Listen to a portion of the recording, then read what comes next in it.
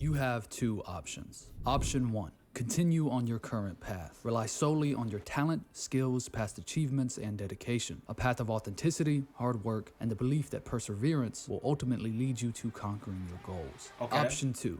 Take a gamble. Rethink what it means to be authentic, understand the powers of perception, learn how to better seize opportunities, and challenge your ethical boundaries on the path to success. And nothing's wrong with that if you choose to do that. Me personally, though, I got this water on my desk still. Me personally, I'm gonna do it the good way. I mean, yeah.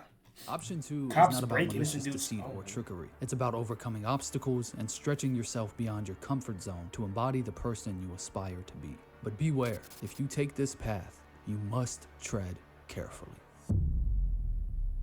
Fake it till you make it. So I want to start by Nothing's wrong with offering it. you a free no-tech life hack. June 2012. At TED Global, social psychologist Amy Cuddy gives the speech, "Your Body Language Shapes Who You Are," where she argues that power posing, standing in a posture of confidence even when we're not, can boost feelings of confidence and might even have an impact on our chances of success. Her speech has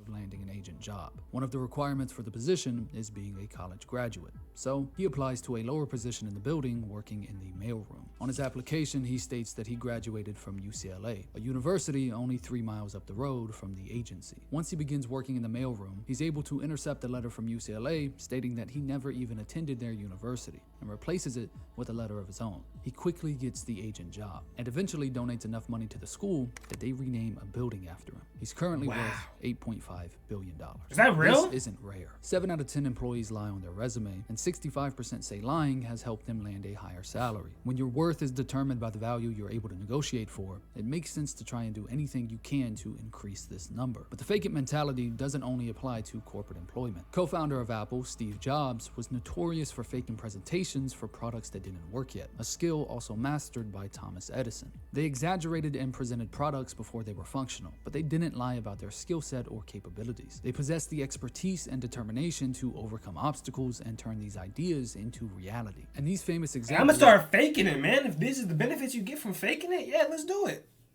Let's do it. This is really my burner account. I already got 10 million subs. Like, I'm just here for fun, if I'm being honest with you. Like, realistically, I don't even really care, you know? I'm just trying to have fun. I don't like getting swarmed and stuff, so I'm just on a burner account having fun, but I got 10 million subs right now. It is what it is, you know? are really only the tip of the iceberg. A quick search reveals a vast array of anecdotes, illustrating how countless individuals have achieved success by employing this fake it till you make it approach. And you can read through these on a website that's founders initially posted on hundreds of fake accounts so the site appeared marketable, something almost every social networking site did. And its purpose now extends beyond making the platforms themselves appear popular. There are thousands of services now aimed at enhancing your own perceived popularity through the use of online bots. Followers, likes, even live stream viewers can be and often are fake. Studies by Statistica and nnalii found that in 2022 alone, over 58% of Instagram mega influencers were engaged in fraudulent activities to increase their follower count, and 25% of all influencers had directly purchased fake followers. The motivation for this is very... I think it's good now. It's back. Yeah, my internet like crashed. I don't know what happened. I don't know what was happening. Let me run back the video. But yeah, fake it till you make it. That's what he was talking about. I'm gonna go back a little bit. I apologize for that. And of course I get hit with an ad, bro. Like, Angel. Subscribe to this channel though. What channel is this? This is a great channel. Ty from 99. Amazing video, by the way. I had 600,000 subscribers rather than 600. Bro, what is happening? I'm getting a random phone call. What is happening to me?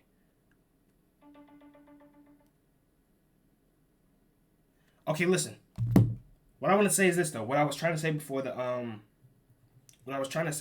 my internet cut out was, he's not lying though, because you will go from 1 million subscribers to 10 million subscribers faster than you will 0 subscribers to 1 million. And to think about it, it's the same distance, 0 to 1 million, 1 million to 10 million, because you grow at a faster rate because it's more popular to subscribe to you. Even though it's still hard to get from 0 to 1 as it would be to get from 1 to 10.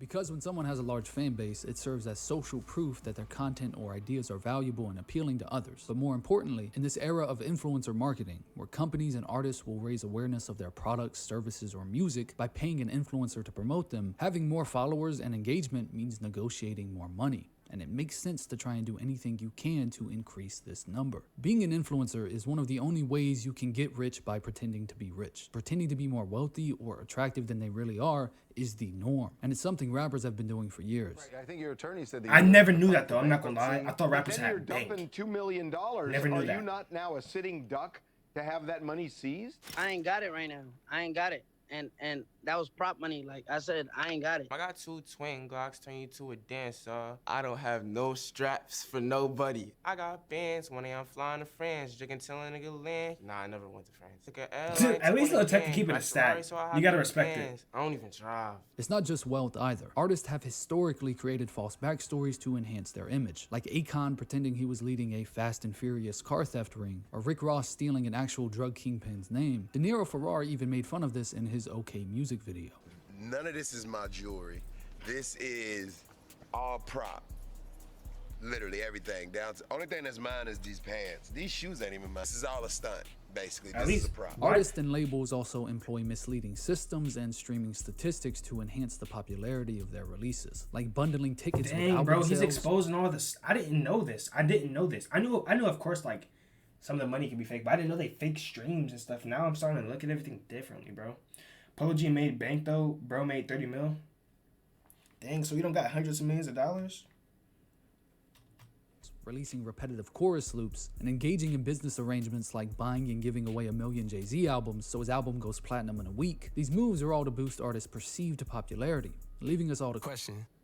How many faking they streams? These artists have all benefited from these tactics, and while it's misleading, it's not actually harmful to anybody. They're not hurting you by selling you an image of themselves or their success that may be misleading. It's not like they're a politician, like Donald Trump, who ran off his image as a successful businessman, an image that wasn't entirely accurate. Trump is arguably the greatest example of fake it till you make it. He built such a successful personal brand that the money he made off Celebrity Apprentice overshadowed any of his previous business failings and eventually landed him the presidency. It's not all positive. The line between faking it and fraud is a very Labels take a lot of the money. I'm already knowing, gang.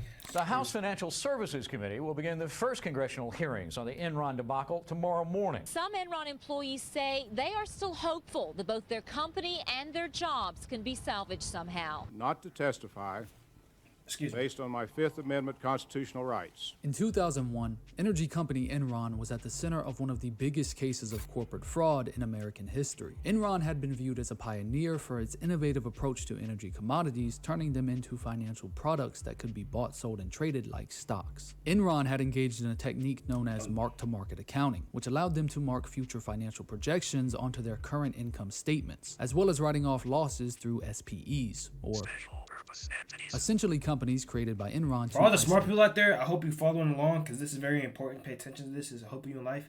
I'm not part of that category, so I'm gonna let y'all do y'all, but really try to absorb this information. risk. So Labels, features, producers, etc. take a huge cut. True. Be reported under Enron, further giving a false impression of their finances. The revelation of this fraud led to Enron's bankruptcy, reforms in accounting regulations, and a 24-year prison sentence for its CEO. To this day, the entire industry of financial reporting runs on regulations that were put into place directly as a result of Enron, and the scandal has left a permanent mark on society's view of the business world. In 2003, Enron Vice President Christian Holmes' daughter founded a company of her own, the now infamous Theranos. Dropping out of Stanford to focus on the project, Holmes, who had been dubbed the next Steve Jobs, promised to revolutionize the medical field with cheap, accessible, and quick blood testing technology using only a few drops of blood. Investigations by journalists and regulatory agencies revealed that the company was using industry-standard machines for most of their tests, and due to the sample size of the blood, many of the results were inaccurate, leading to missed. Dang, I'm getting hit with ads today. Subscribe to this channel though. This is a great video, great content. Keep doing what you're doing. This is an amazing video, bro. Not gonna cap. Oh, you could go. diagnosis, and death. One of their employees even committed suicide due to stress of keeping the company secret. The company, which was once valued at $10 billion, had been running on this fake it till you make it mentality from the start, with Elizabeth Holmes even allegedly faking her voice in interviews and appearances. In January 2022, Holmes was sentenced to 11 years in prison for fraud. The Ranos has been somewhat of a case study for fraud, with the story being depicted in the Hulu miniseries The Dropout, and people drawing similarities between Holmes and any fraudulent startup founder, like Charlie Javis. I'm gonna watch in that 2016, tonight. Javis founded Frank, a website that assisted students in obtaining loans and financial aid. In 2021, she sold the company to JP Morgan Chase, and the next year was sued by JP Morgan for fraud. But unlike the Ranos, Frank did everything. How much money? Chase. And the next year, $175 million deal.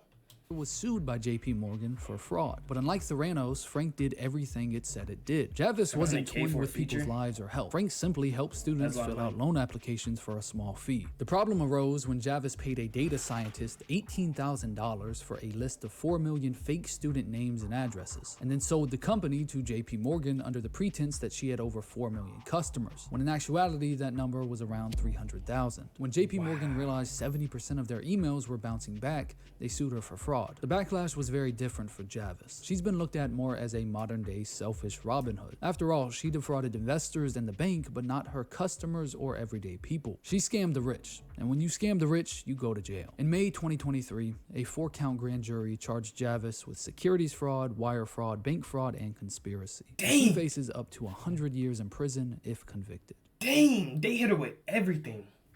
I know they was tight. Why would she risk it though? My father was a con man.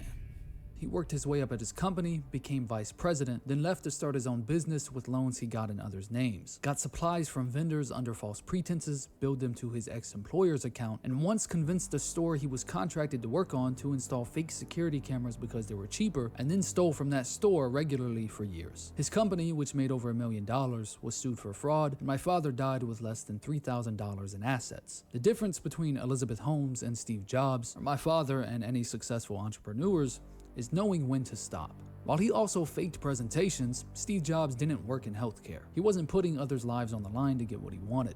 He wasn't defrauding investors or associates. While it might cross certain ethical boundaries, lying on your resume about job titles or certain responsibilities, misrepresenting... Here's my take on it, right? Here's my take on it, right?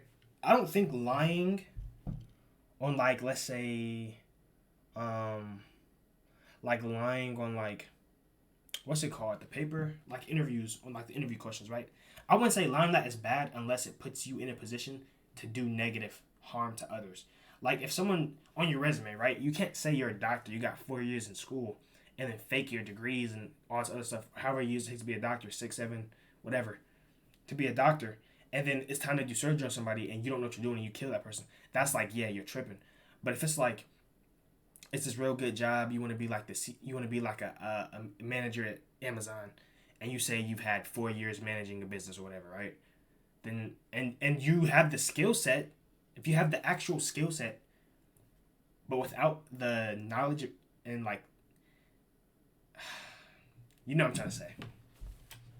How successful if you're good enough to do it, then go ahead and lie. But if you're not good enough, don't do it. Might be the best move for you, as long as you can follow through with your commitments. Even something as small as a single word can change how others view you. It's the reason you see YouTube channels refer to themselves as we, as if there's a team behind them, even if it's just run by one person. It creates an illusion, a tactic that can enhance credibility, making viewers take them more seriously, and potentially choosing their content over that of others. The line between faking it and fraud is a very thin one. But if you employ these tactics correctly, you might be more confident. You might be able to finally get the job you've been trying to get. Hell, if you employ these tactics correctly, you might even get elected president. This was a great video. Subscribe to this dude, man. He did his thing, I'm not gonna lie. Ty from 99, great video, beautiful video, dude. Subscribe to me as well. I have 10 million subscribers already. This is my burner account. I go here live every other day. Just, have fun with it. I already have 10 million subs, like I said, I'm definitely not faking it. But yeah, appreciate you for watching. I'll catch you next video.